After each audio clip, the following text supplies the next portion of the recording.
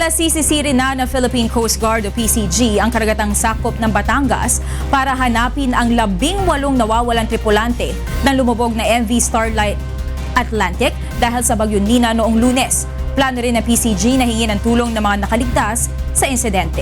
Ito ang balita ni Vincent Octavio.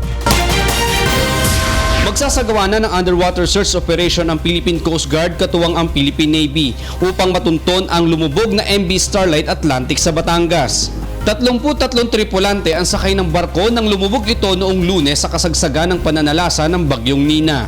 Isa ang nasawi sa insidente, 14 ang nakaligtas kasama ang kapitan ng barko, habang patuloy ng pinaghahanap ng PCG ang 18 nawawalang tripulante.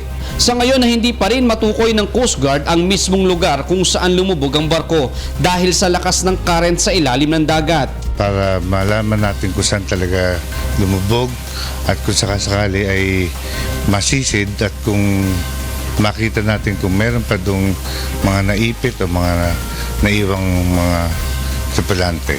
Ayon sa PCG Southern Tagalog, kinausap na rin nila ang mga kaanak ng mga biktima at ipinaliwanag sa mga ito ang proseso ng operasyon. Ina-assure natin sa kanila na ang Coast Guard at ng iba pang ahensya ng pamahalaan ay hindi tumitigil sa paghahanap sa mga kanilang minamahal na kamag-anak.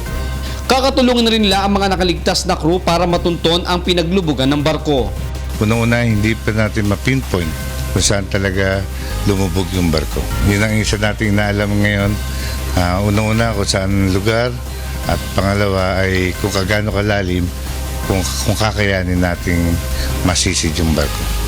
Vincent Octavio, UNTV News and Rescue, Batangas.